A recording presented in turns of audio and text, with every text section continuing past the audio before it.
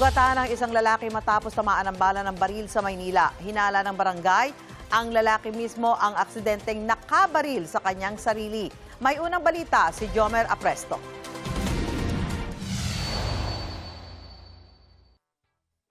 Kita ang isang lalaki na walang pang-itaas na damit na inaalalayan ng ilang lalaki para isakay sa tricycle sa Tondo, Maynila pasado alas 4 ng madaling araw nitong Sabado. Ang lalaki may tama ng bala ng baril sa pigi base sa unang report na natanggap ng barangay. Bumibili raw siya ng sigarilyo sa labas. Paglabas niya, may tama na siya sa pitan.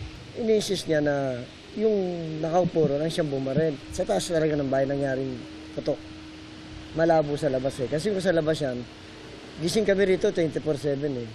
Sa paggulong ng investigasyon, naghinala ang barangay sa posibleng nangyari. Sa isang CCTV footage kasi na nakuha ng mga otoridad sa tindahan, nakitang nakaupo sa labas ng tindahan ng lalaking itinuturo ng lalaking may tama ng baril na siyang nakabaril sa kanya.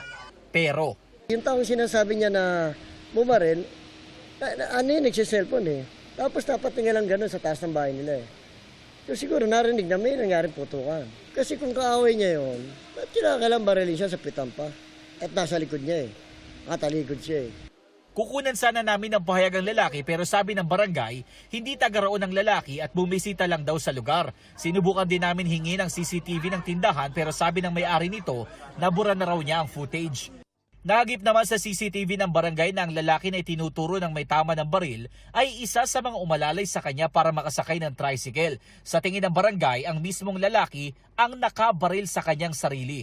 Lumalabas talaga accidental firing yan.